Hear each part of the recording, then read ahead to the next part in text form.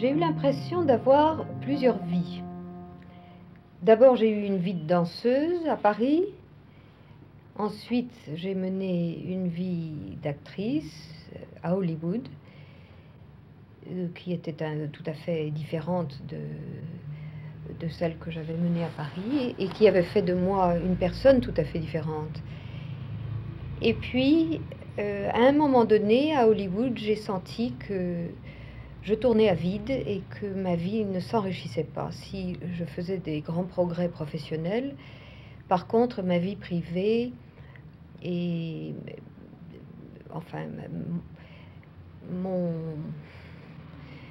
je sentais que je ne m'enrichissais pas, que je, je mangeais mes réserves et que j'avais besoin, je le mettais en termes très simples, j'avais besoin d'apprendre à vivre. Ma vie professionnelle était trop en avance de ma vie privée.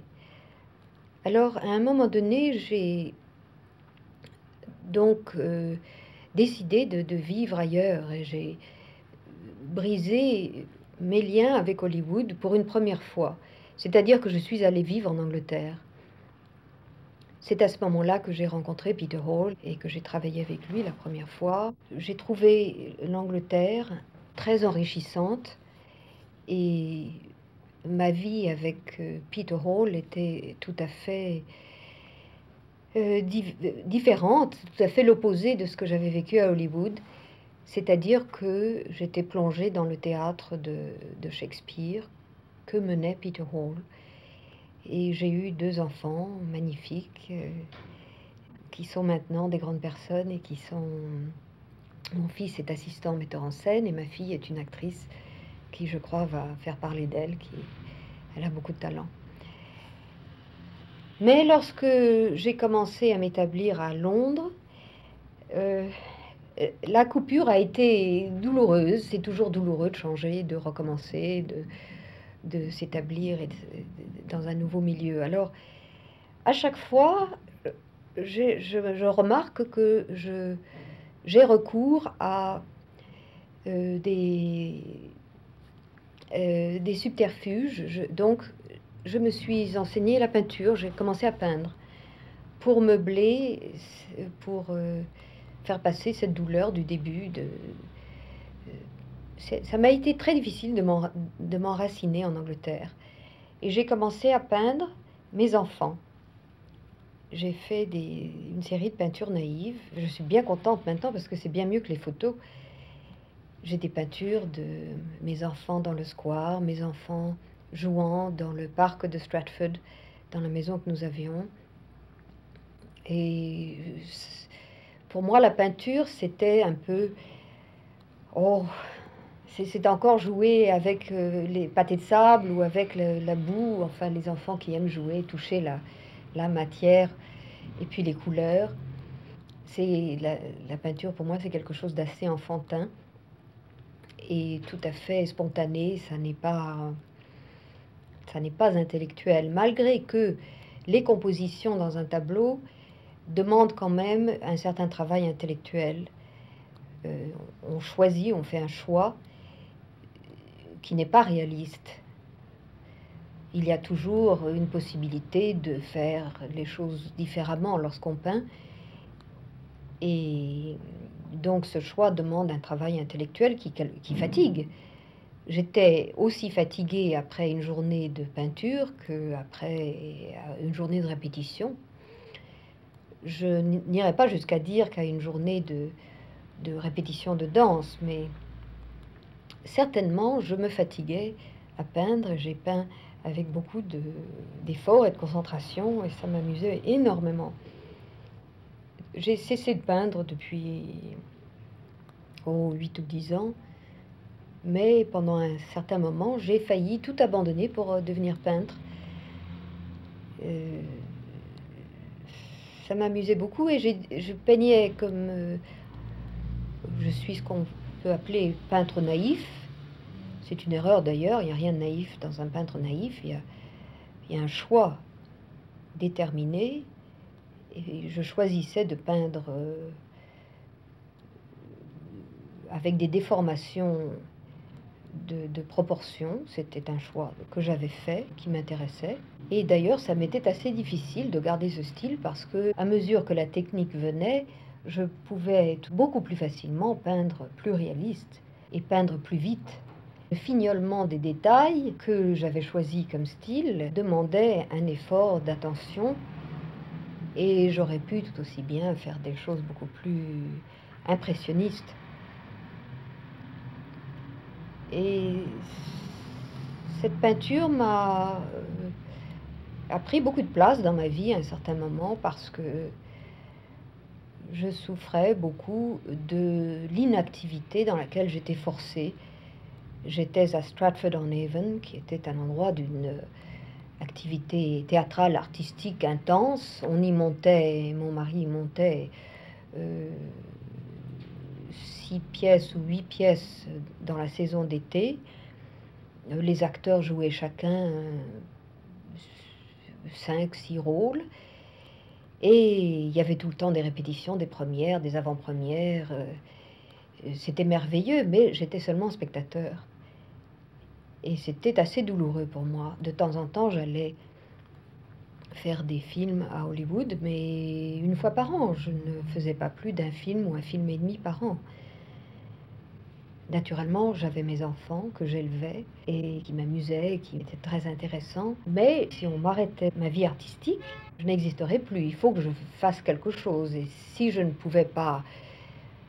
Enfin, j'ai découvert que si je ne pouvais pas danser, il fallait que je joue. Si je ne pouvais pas jouer, il fallait que je peigne. Si je ne pouvais pas peindre, il fallait que j'écrive. Si je ne pouvais pas écrire, il faut que je fasse la cuisine. Si je ne peux pas faire la cuisine, je ferai de la mosaïque. Si je ne peux pas faire de la mosaïque, je ferai des fleurs en papier. Je ne sais pas, mais il faut que je fasse il faut que j'ai une activité artistique. Alors voilà, pendant toute cette époque anglaise, j'ai fait des films, j'ai élevé mes enfants, j'ai vu beaucoup de merveilleux théâtre. La vie m'a séparée de mon mari qui, lui, se concentrait beaucoup sur sa carrière théâtrale. Et je suis revenue à Hollywood pendant un certain temps, mais c'était une erreur. Hollywood n'est pas pour moi. Je suis essentiellement européenne, j'aime les défauts de la vie européenne, j'aime la complexité de la vie européenne, qui n'est pas seulement théâtre et cinéma, il y a beaucoup d'autres choses, il y a la politique, il y a tout ce qui se passe dans la rue, il y a la vie des gens qui est très importante, le bruit des gens. Vous savez qu'à Hollywood, on est terriblement isolé. Il y a des gens qui deviennent fous là-bas parce que ils habitent ces grandes maisons entourées d'un grand parc avec une grande piscine. Ils n'entendent pas les bruits de la vie. Et les gens sont trop fiers pour ouvrir leurs portes et dire... D'ailleurs, c'est pas possible. Il y a des lois rigides de classe sociale. On est star et on ne peut pas avoir des rapports avec les électros ni avec... Tandis qu'ici, moi, je peux descendre et je parle avec le fleuriste, je connais très bien la pharmacienne, j'ai Madame Dupont qui est la concierge, il y a ses enfants, qui jouent à la marelle dans la rue, etc., qui jouent dans l'entrée. Il y a toute une vie réelle. Et ça, c'est une nourriture absolument essentielle. C'était nécessaire pour moi de revenir à Paris et d'essayer de travailler en France parmi mes concitoyens. Ça ne s'est pas tout à fait passé comme ça, mais au moins j'habite Paris, mon quartier général est Paris et j'apprécie la vie parisienne, même si je n'y travaille pas beaucoup.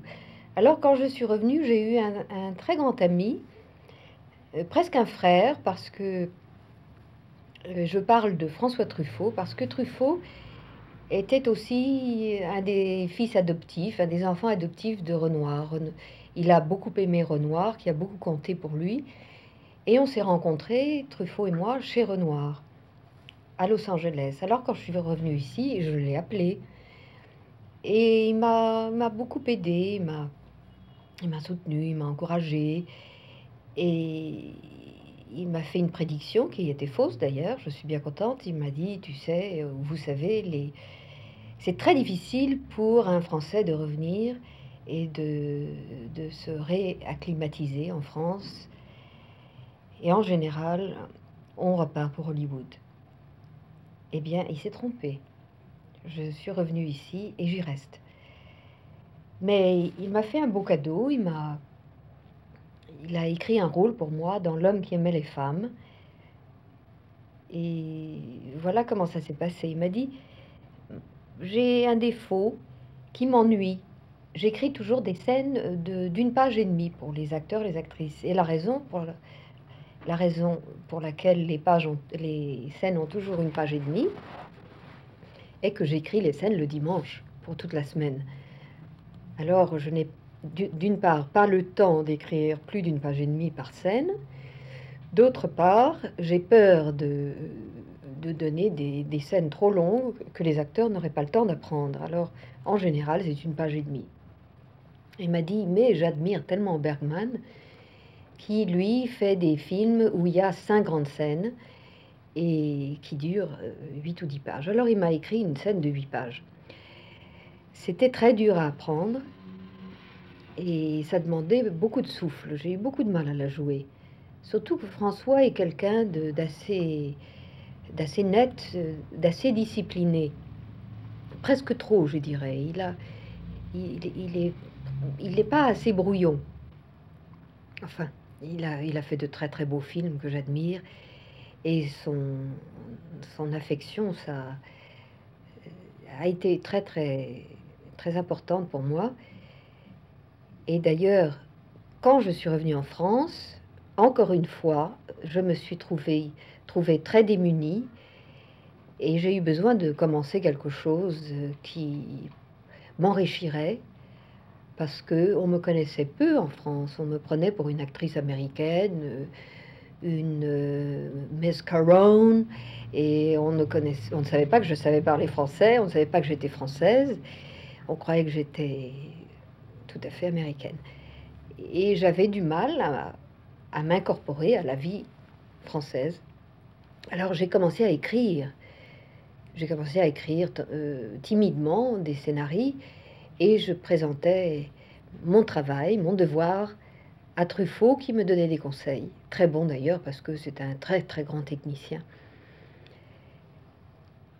Et ça a été encore une fois une période improvisée. Je ne savais pas très bien qui j'étais, ni quelle direction prendre.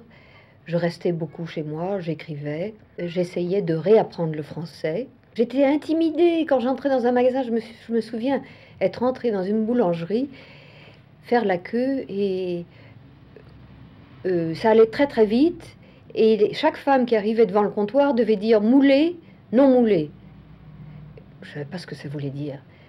Alors, terrifiée, je me tourne vers la dame derrière moi, je lui dis qu'est-ce que ça veut dire, qu'est-ce qu'il faut dire? Et elle me dit, il faut dire non moulé. Alors je me présente et je dis non moulé. Et on m'a donné une baguette qui n'était pas moulée, vous comprenez ce que ça veut dire, mais les baguettes moulées, je pense que ça a le même goût, mais enfin c'est moins fait à la main, quoi. Et ça a duré, je sais pas, 2-3 ans, cette période de réadaptation, pendant laquelle j'ai écrit, j'ai été voir film sur film sur film. Truffaut me donnait des conseils, il me donnait des leçons de cinéma presque, parce que moi j'avais vécu le cinéma, je ne l'avais pas appris. Et il m'enseignait, enfin c'est un merveilleux professeur, un merveilleux guide dans l'histoire du cinéma. On parlait beaucoup de films, on allait en voir ensemble, et il me parlait de livres aussi.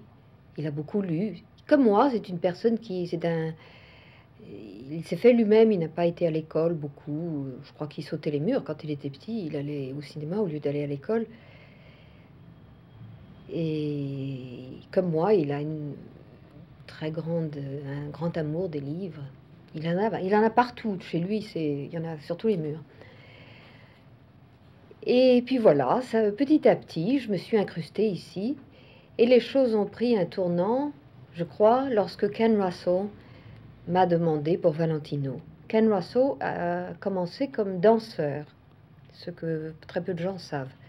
Et je crois qu'il a pris un cours de danse une fois derrière moi. Il m'a dit qu'à cette époque-là, il s'était mis dans la tête qu'un jour il allait travailler avec moi.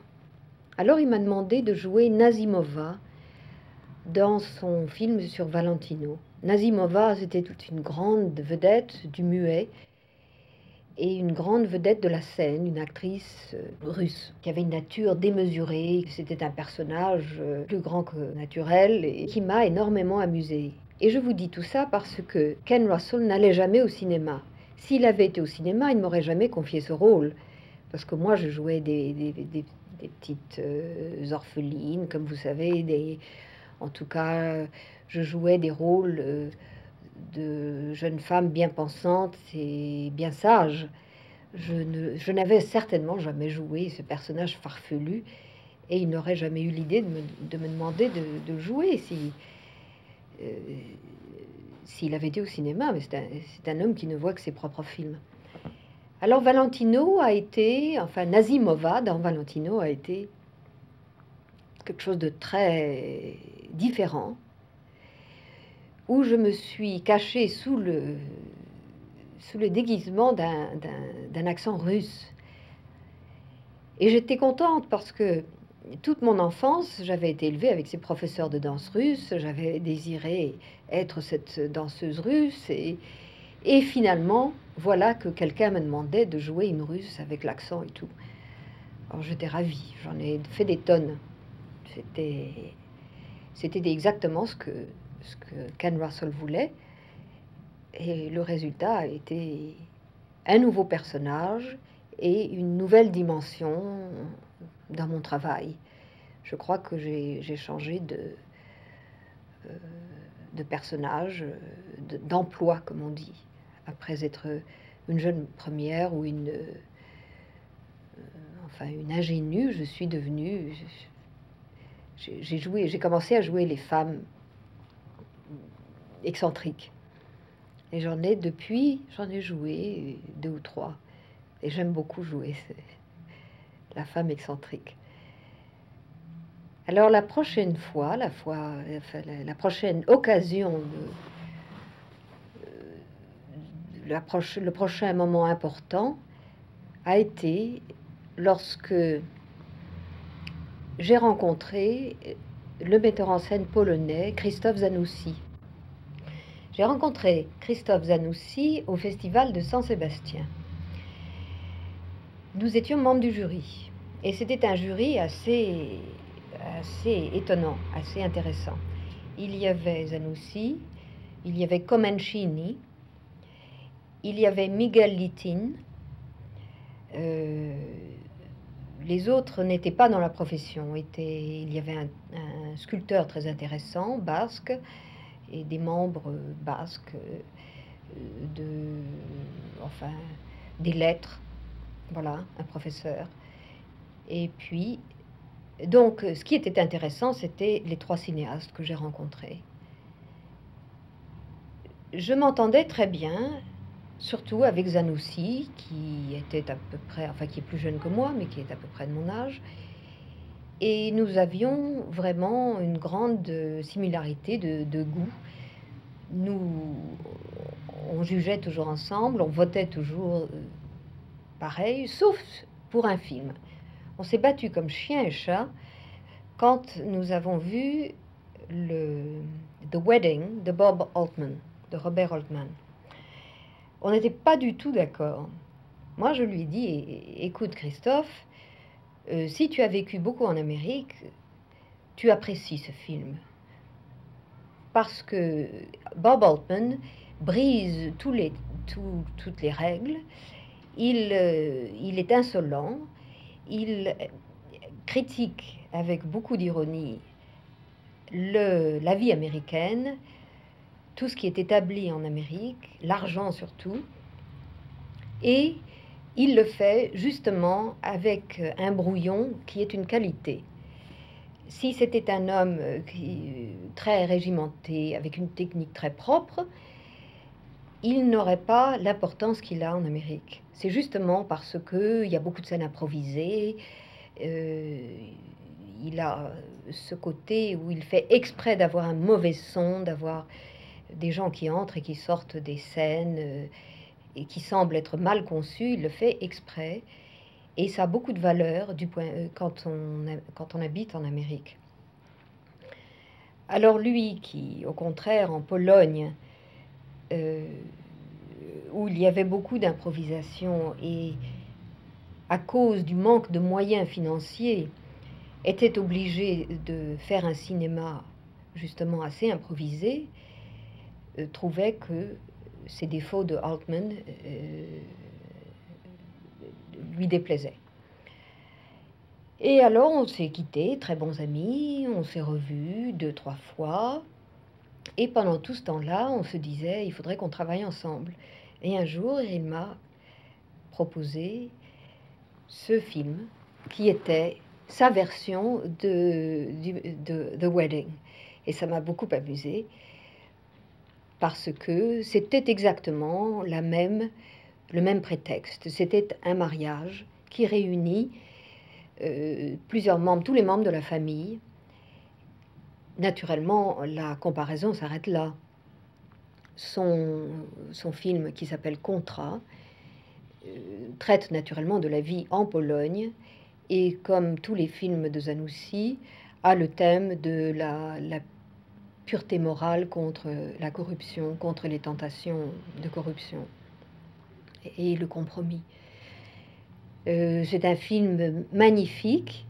Il a été naturellement, comme je vous disais, inspiré du Wedding de Bob Altman, et aussi, et c'est là que nous nous rencontrons à nouveau, de La règle du jeu de Jean Renoir. C'est-à-dire qu'il y a beaucoup de personnages qui rentrent et qui sortent et qui ont beaucoup de défauts. C'est beaucoup plus amusant de faire des films et beaucoup plus enrichissant de faire des films sur les défauts des gens que sur leurs qualités. C'est d'ailleurs ce que je reproche souvent au cinéma américain, c'est que on fait des films sur des héros qui n'existent pas. Ça peut amuser, ça peut soulager de la réalité de la vie momentanément, mais vraiment on apprend beaucoup plus et on est beaucoup plus influencé par un film qui vous montrerait un être humain et ses défauts. Alors voilà, je suis allée à Varsovie pour faire ce film. J'ai rencontré des acteurs polonais et je suis émerveillée parce que les Polonais sont faits pour être acteurs comme les Italiens. Il y a une espèce de richesse de tempérament qui font qu'ils sont doux, qu'ils se plient à des personnages, ils se cachent sous des personnages très subtils, et techniquement ils sont merveilleux parce que on est acteur en Pologne que si on a été à l'école d'art dramatique, que si on a passé ses examens. Il n'y a pas d'acteur improvisé, ou presque pas. Quelquefois Zanussi demandera à un ami docteur ou dentiste ou avocat de venir jouer un personnage qui doit avoir beaucoup qui doit être imposant, mais en général, tous les acteurs, même les petits rôles, même les passages, sont joués par des acteurs très très professionnels. La période où j'étais à Varsovie était juste avant la Grande Grève. J'étais très bouleversée de sentir le désespoir des Polonais. La vie est très dure là-bas, il manquait de tout, surtout de nourriture. J'ai eu faim, moi aussi, j'ai eu soif même. Il n'y avait pas assez d'eau sur le plateau, on n'avait pas assez d'eau pour boire. Les heures étaient terribles, tout le monde avait besoin d'argent, alors les acteurs font du doublage, de la télévision, du cinéma et du théâtre le soir. Ce qui fait qu'on perd des acteurs au milieu de la journée. De plus, certains membres de l'équipe doivent aller faire la queue pour la viande. Alors les gens partaient, revenaient, c'était un peu difficile de garder toutes les, enfin d'avoir tout le monde ensemble pour une scène. Et le grand problème, naturellement, c'était le manque de pellicule. Ce qui fait que nous avons tourné ce film que je considère assez admirable, en faisant seulement un plan, une prise de vue par scène. Ça n'a jamais été fait, ça, ou presque jamais. Enfin, c'est ce que fait Vaida, et c'est ce que fait Zanussi à chaque fois.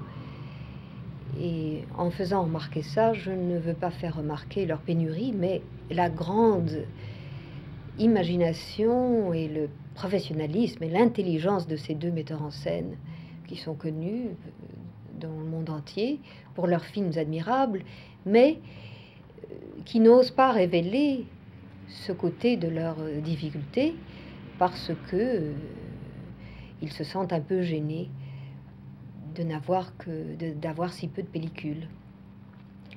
Je vous annonce que je vais faire 2 films encore avec Zanussi et j'en suis ravie. J'ai trouvé mon metteur en scène en Pologne. Et maintenant, je me considère comme une actrice et comme un écrivain.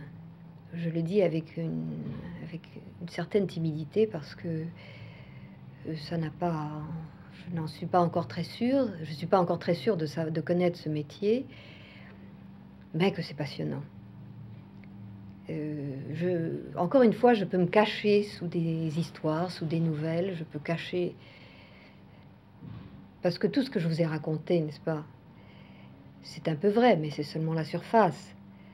Au fond, il y a tout le fleuve qui coule souterrain, il y a tout ce qui s'est vraiment passé, tout ce qu'on a vraiment pensé, et qu'on ne peut pas révéler, sauf sous déguisement de jouer la comédie, sauf lorsqu'on se cache sous l'écriture.